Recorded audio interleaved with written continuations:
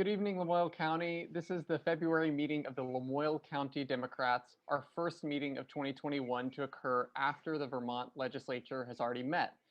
It's been a really busy first month in the legislature, and we are so excited to hear from our area representatives. So I'm just going to hand it over to them to be able to give an update about some of the items that they've been working on and some of the legislative priorities that they've had in our first full month of the legislature. So I'm going to start with Representative Avram Pat. So I'll hand it off to him to kick it off for our the first part of our legislative update in February. Take it Okay, away. good evening, everybody. Glad to be here. So we're almost a month into this session.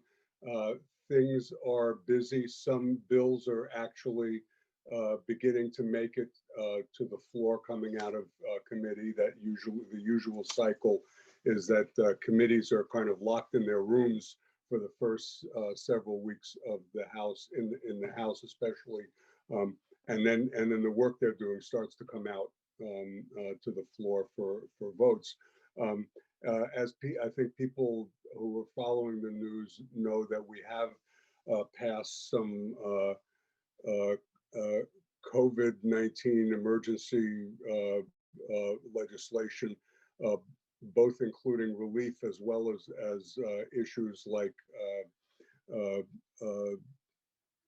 town governance issues about how to deal with temporarily changing statute to deal with how towns deal with town meeting this year, hopefully not forever. In terms of my committee, the Energy and Technology Committee, after spending a few weeks getting updates and reports from various state officials and various other people involved in the issues we're dealing with, and also a three-part Utility Regulation 101 lesson, which is an update for the existing members, but also we have three new members on our committee, including Lucy Rogers. We're now getting into, we've started working on a committee that was a very comprehensive, multifaceted broadband and expansion bill. It's going to take us a few weeks at least before we put all of that together and bring it to the full House for debate and a vote. But I'm very committed and excited to be working on that. It is going to not exclusively, but to a great extent, focus on supporting the communication union districts. There are 9 of them now around the state.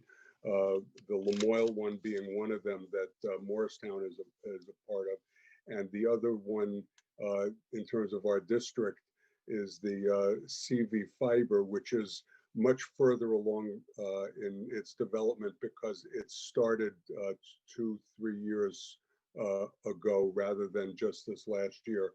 And that district includes Worcester and Woodbury as well as Elmore. That's a district that I expect within a year will actually be stringing fiber optic cable, at least to some of the homes on the back roads in the district. It's not the only thing that's going to be in that bill, but our committee, I think, feels very strongly, or the great majority of us do, that those districts are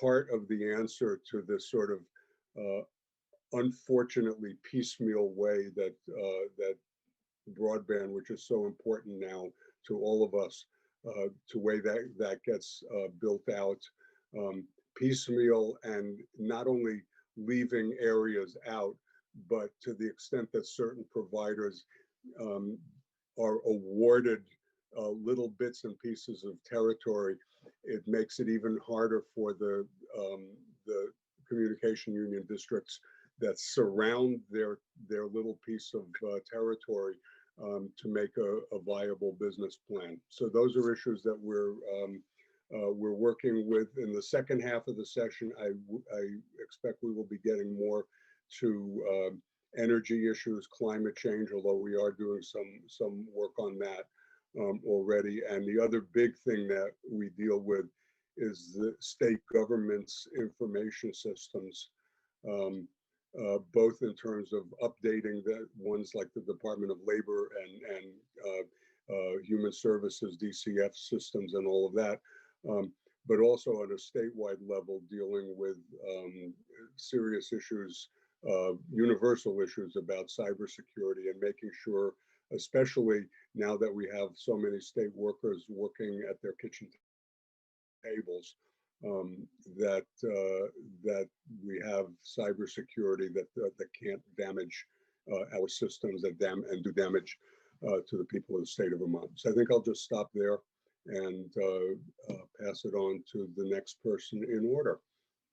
Thank you, Representative Pat. I know we're all really tremendously excited to see the broadband expansion bill get released, and I know that that's a really critical priority for all of us. So, Representative Noyes, if you'd like to go next. Hey, thanks, Scott. Thanks for having me tonight. Appreciate this. So in committee, a lot of work we've been doing is on the budget adjustment. We kind of take a deep dive into the proposal to where the money will be moved within the Department of Human Services, the Agency of Human Services.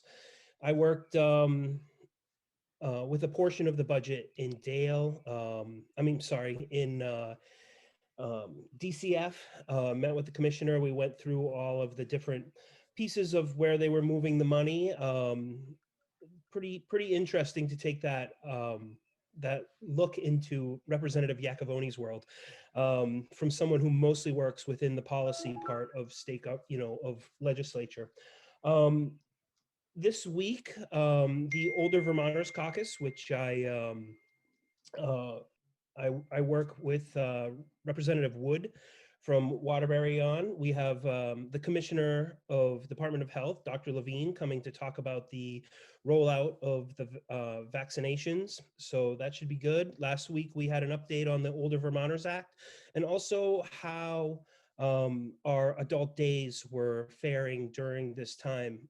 And in that budget adjustment that I just spoke about, we were able to allow the department to make sure that they were able to move some money to the adult days to make sure that they're still there when we finally get through this pandemic. There was also some money from the state college system for the state college in the budget adjustment. That's something I'll be watching as we move through the governor's budget, which we had the budget address last week, and we'll be hearing a lot more about that in the weeks to come. In our committee this week, we had a joint meeting with the Education Committee, looking at the proposal to unbundle the Child Development Division. This basically is a proposal by the governor to kind of unravel these services that are provided to early childcare, to families in our area. I'll be interested to see the bill when we get it. It will be introduced into our committee. I'm sure we'll be talking about a lot in the upcoming weeks here. Kind of one thing I've been really following closely, even though I don't have a lot of really good solutions to, is obviously the teacher's pension and the state employees pension situation that we're in. This is something that's been really in the forefront in the media in the last couple of days, but also has been something that the legislature has been working on for a really long time, trying to make sure that we're able to meet those requirements. Representative Pat talked about the broadband, and I just bring up a very small piece that I'm working on. I worked with Commissioner Hutt and looking at how in the future, as we renegotiate our Medicaid waiver, that we may be able to use some of that money to pay for access to internet for older Vermonters, especially in rural communities. And what this may be able to do is provide greater take-up for these CUDs so that it's economically feasible. I've been in touch with Senator Sanders' office and Beth Stern, who's a friend of mine who's there, and talking to her about how maybe we can get this changed at the federal level so that at the state level, we can negotiate it into our contract with the feds on Medicaid. So I'll leave it there. looking forward to any questions anyone has, or so thank you. Thank you, Representative Noyes. It sounds like you're handling a lot of really thorny problems, but we are especially grateful for your work in founding the Older Vermonters Caucus and working with Dr. Levine in discussing the vaccine rollout. So Representative Iacovone, we'd love to hear from you next. Sure. I think you said 60 seconds, right? So get your watch out. No. I've said it before, but I think it bears repeating. The most important thing that has happened in the Vermont legislature this year, and the most important thing that will happen for the whole year, didn't happen in Vermont. It happened some 1,200 miles away in Georgia when they elected 2 Democratic senators, because our wagon is hitched to the federal government. The magnitude of the problem we face cannot be solved by Vermonters alone. We have tens of thousands of people struggling to make their rent. We have lines of several hours long of people trying to get food. We have people facing utility shutoffs. We can't solve that on our own.